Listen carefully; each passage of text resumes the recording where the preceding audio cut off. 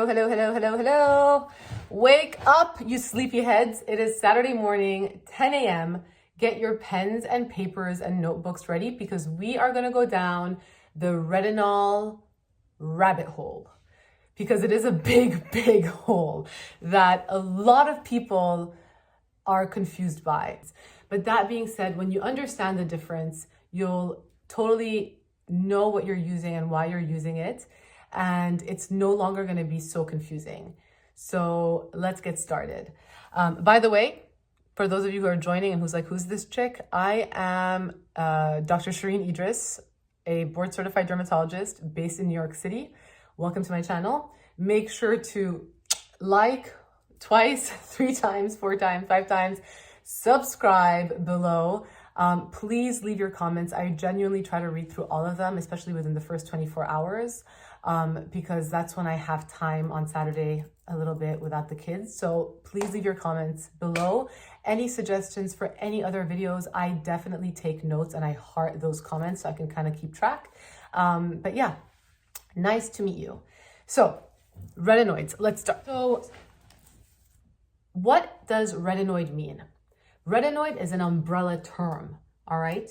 It is basically like the family's last name of all the vitamin A derivatives in between, ranging from retinols and even precursors to retinols up to retinoic acid, which is prescription strength, and beyond. So that is really what retinoids means. The problem I think we have adopted is that retinols and retinoids are used interchangeably.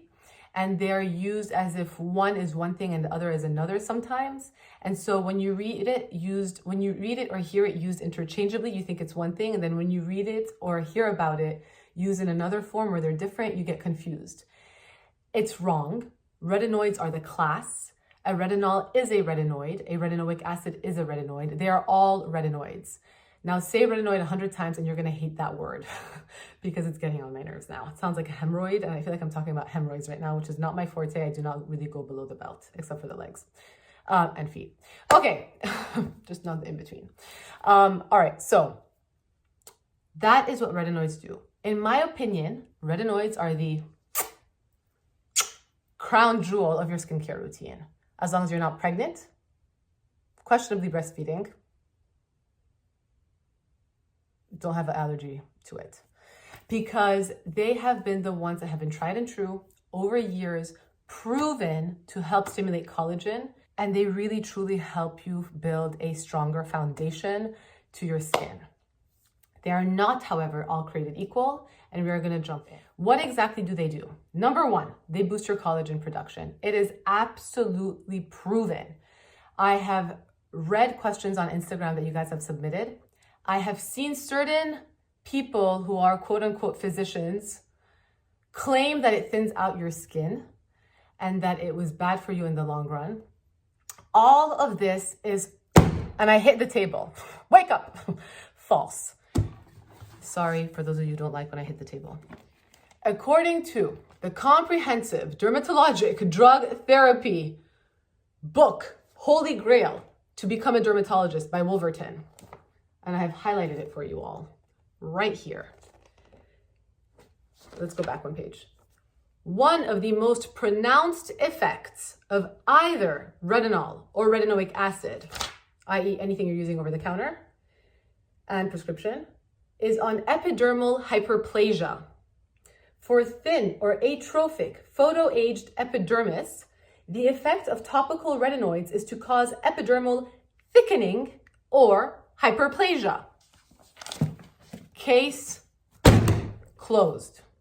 I don't want to hear it again that it's going to thin out your skin because that is bullshit. It is not true. It is not going to thin out your skin. It helps to promote cellular proliferation in your skin, which helps with the turnover, which helps eventually to even out the skin tone. But deeper down, it does promote collagen production and it helps to create a stronger foundation for your skin. This has been proven since at least when it came out, I think it was in the 70s. And so we got to cut that BS. It also helps minimize fine lines and wrinkles.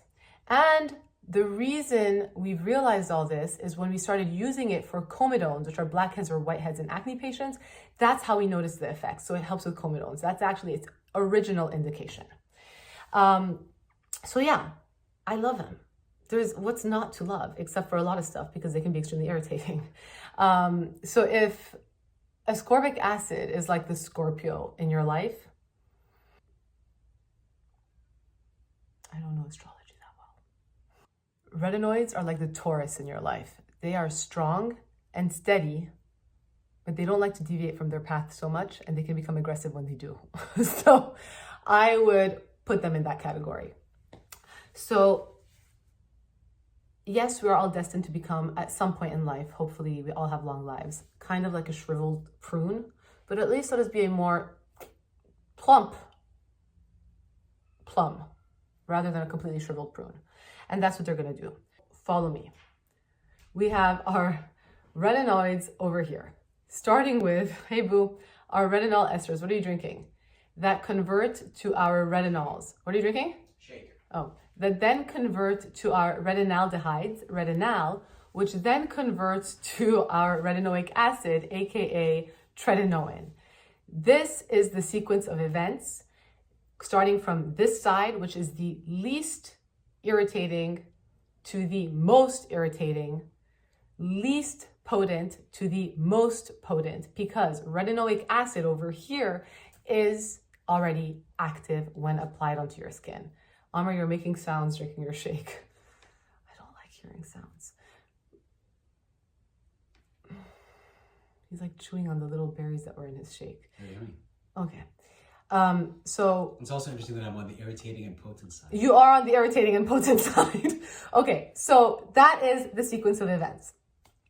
So let's start now with the least irritating, because that's where I choose to be in my mind right now. Retinol esters. There are three main retinol esters. There's retinol propionate, palmitate, and acetate. In that order, most effective to least effective. Propionate is probably the most effective form of the retinol esters.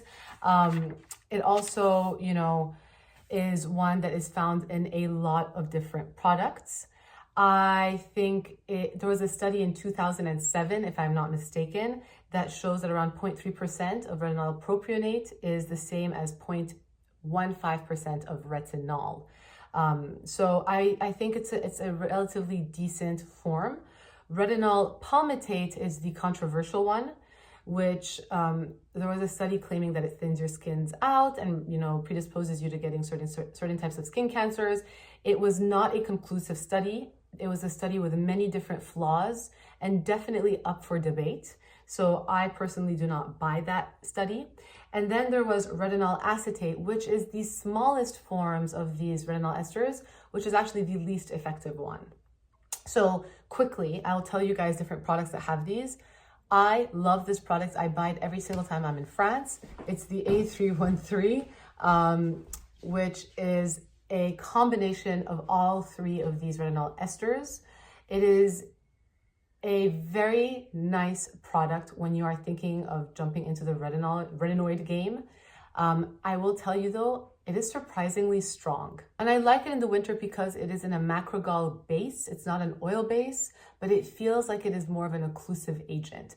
It does itch your face if you overuse it, so just be careful. I never really use it around here because I get irritated by it. But this one has all three of the retinol esters. By the way, all of my products are linked below. You guys can just look down in the description and find them there. Just be careful on Amazon. They're not licensed distributors for it. With regards to retinol palmitate, a lot of products have this. Surprisingly, a lot of products. Augustinus Bader, however you want to say it, this guy, which is now like almost like a cult kind of product, has retinol palmitate in it. U Beauty also has it in it. Shani Darden's retinol texture reform also has it in it. And then there is one which is, I find a bit misleading in how it is marketed.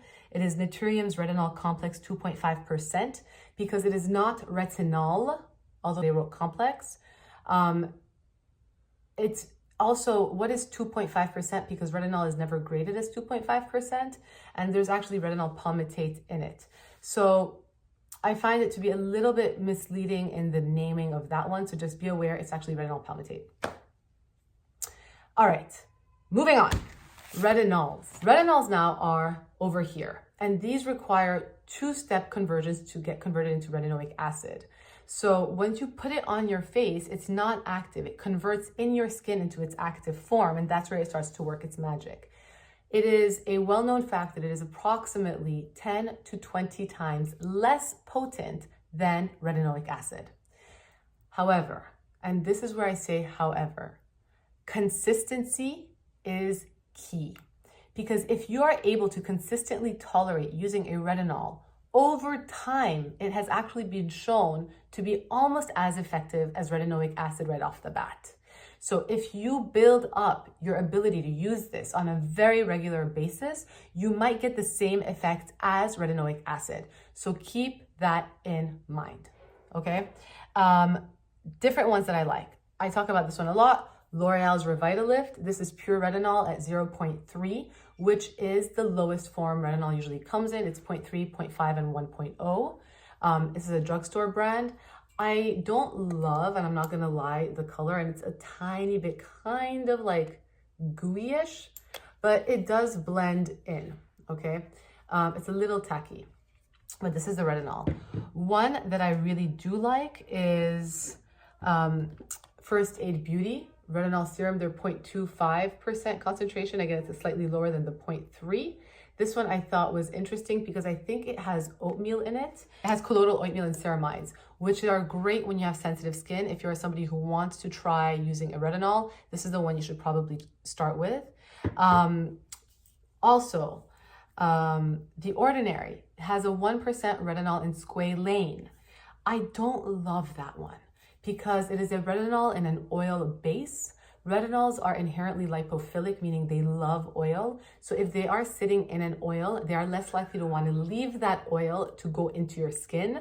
So just keep that in mind a tiny bit. So I don't love that one. SkinCeuticals has 3 various ones, 0.3, 0.5, and 1.0. So obviously started the lowest one if you are very sensitive or new. And then 2 other ones which are, I've received, which I found interesting. So this one is by IT Cosmetics. It was a gift. They sent it to me. I actually loved the pump. I thought that was nice. It has a very light scent to it. And CeraVe, over-the-counter drug one, resurfacing retinol serum. What I don't love is it doesn't tell you the percentage of retinol in this. So you don't know exactly where you're starting off at. And so you can't gauge how strong they are. So I would just say, approach cautiously. Obviously, if you're super sensitive, maybe start with the retinol esters instead. But those 2 brands, it does smell lovely, the one by IT Cosmetics. They don't really talk about how much retinol they put in, so it's a little bit difficult to fully tell you guys about. A derm brand that's usually sold in practices that people love is this one by Elastin. I think it stinks. It smells funky, but it works really well, but it smells funky. So yeah, that's all the retinols for today that we're going to talk about. Retinals, retinaldehydes are a step below retinoic acid. They are a very good alternative if you're looking for efficacy, but you really don't want to, you want to minimize that irritation and flakiness. Retinal, this is one actually formulated for the eyes, is one. Can you guys see it? Yep. And then Glytone has a night renewing cream as well, which I think is a little bit on the pricier end. So those are retinols. And then we have retinoic acid, which is tretinoin, which is prescription strength, which is honestly the holy grail one. This one is obviously prescription. I am currently using one. It's not a commercial. I'm not sponsored by any of these people. Altrino, the reason I like it is it's because it's in a thicker base as well. It is extremely elegant when it's formulated, and it does, excuse my nails, I need a manicure, goes on very smoothly and effectively. So those are it pretty much from retinol esters to retinoic acid. There is a new kid on the block called retinoic acid esters. These guys fall in an in-between. They get converted to retinol and retinoic acid. So you have an immediate effect with them, And then there is a delayed effect with the retinol component. There are two main types, retinal retinoid, which is in It Cosmetics Confidence in a Cream. And then there's the one, which is the more famous one, hydroxypinocolone retinoid. And this one was made famous by The Ordinary with their gram-active retinoid. And so gram-active retinoid is the trade name for hydroxypinocolone retinoid. Know that, however, when you have gram-active retinoid, it's actually present at only 10% because it's a trade formulation of hydroxypinocolone retinoid. So gram-active retinoid is not exactly the same thing. They're not created equal. One is 10% of the strength of the other. So for instance, The Ordinary has the gram-active 2%. That only contains 0.2% of the hydroxypinocolone retinoid, whereas, for example, the Inky List, and I have it here, the Retinol, which is also a misnomer, has 0.05% of hydroxypinocolone retinoid. So keep that in mind. Marketing, and this is where you as a consumer has to be educated to know what you're getting yourselves into. I don't love that they just call this one the Retinol, to be perfectly honest. So when you see gram-active retinoid, keep in mind, it's usually just 10% of what it's stating. Those are all the retinoids right here and there. Synthetic ones are like adapalene, which is sold over the counter in the US as Differin. Then you have Tazorac, and then you have isotretinoin, which is Accutane. But these ones are synthetic versions. Adapalene is better for acne, helps a little bit with some of the photo aging. Tazorac is better for psoriasis, hasn't really been proven to help with any of the photo damage or the aging. So keep those two in mind as well. If you don't have access to retinol or you want to try something stronger than just an over-the-counter retinol, you could try Differin if you really want. It's better for acne though, but you might have some benefits with it with long-term use. So those are pretty much all of them, the differences in a nutshell. I'm gonna do like 5 of your most common questions, and then maybe we'll do a whole retinol Q&A next time. But when do you use it? Okay, I would say prescription only at night because the sunlight will break it up and it will be rendered ineffective and inactive. If you're buying over the counter, you could technically use them both AM and PM. However, I personally just use them at night for consistency's sake and to keep my routine more simple. So anything retinoid related for me goes on just at night, okay? Sometimes less is more, particularly with my skin, less is more. The more I try to use it, I do flake and I do get a lot of irritation. So I would rather use it less and more consistently to get better long-term results. This is a marathon. This is not a race, okay? This retinoid situation is not gonna make you Cinderella overnight. You're gonna take time to become Cinderella. All right, can I use retinol in the summer? Because I was told no. People in Brazil are living in summer practically all year round, right? You can use retinol all year round. You just have to protect your skin regardless whether or not you're using retinol. Meaning in the morning, you wear your sunscreen and you reapply if you're living in a hot, sunny climate. Because the truth is, retinoids can make you more photosensitive. It's not because they're thinning your skin out. It's just because it makes your skin a little bit more light sensitive. And that's why you need to be wearing a sunscreen. But regardless, whether or not you're using a retinoid or not, you should be wearing a sunscreen. How do I introduce a retinoid without irritation? Exactly what we talked about. You can start with the retinol esters and move your way up. And the way I tell you is do it once a week for a couple of weeks, then twice a week for a couple of weeks until you can tolerate it at least 5 times a week. And then once you finish the tube, graduate to the next level. That's one way you can do it. Way number 2, you can do it if you want to just jump into the stronger stuff, like with a retinol, is use a moisturizer first, because that will block its efficacy and make it less potent, therefore rendering it less irritating. So yeah, you're not getting the full effect, but again, I'd rather you get some effect and your skin can tolerate it rather than irritating your face and not being able to tolerate it. And then there's also the sandwich method, which you then put cream on top of it. Sure, fine, why not? I'm not really impressed by that. And then, yeah, that's pretty much what I would tell you. And then, can I combine retinoids with acids? If you are a novice, I would not. I would alternate the nights. One night acid, one night retinoid. One night acid, one night retinoid. I myself will have been using this for over a decade, sometimes gets irritated because I get carried away, and we are living human beings. Our skin is a living organ, and therefore it fluctuates. Hey, Aneta, as it fluctuates, I will say when we're really dry in the winter and we're living in an environment that's really dry, you want to make sure that you're not using, an acid and then a retinoid and causing further irritation. So you need to take it easy on yourselves. So you can combine it over time, but it's not something I would recommend for the beginners or even intermediate users. And then finally, can darker skin of color use retinoids? Absolutely. People with darker skin tones can use retinoids. I think the fear lies in that if it causes inflammation or irritation, you are going to be prone to hyperpigmentation. So if you have a darker skin type and you want to start, meddling with retinoids, start really low and really slow, and that is okay. I'd rather you do that than jump straight to retinoic acid, which is prescription, and then get a major flare of dryness, flakiness, and even though you might not appreciate redness, underlying redness, that then will convert to post-inflammatory hyperpigmentation. So start really low and really slow towards the ones that were on this end of the arrow. And yeah, those are probably the top 5 most common questions. Avoid using them if you're pregnant. I would definitely I avoided all of them, even though it is debatable because it's such a small percentage that goes into your bloodstream. I definitely just avoided them. It was not worth it for 9 months or 10 months.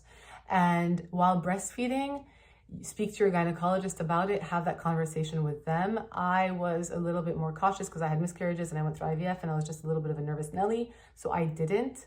But again, speak to your OBGYN about that. I hope this video was helpful. I hope you guys enjoyed the interruptions and I will see you guys next week for another video. I still don't know what we're going to talk about, so please leave your comments below and we will pick one together. I am Dr. Shereene Idriss. Don't forget to like and subscribe to this channel. Have a great weekend.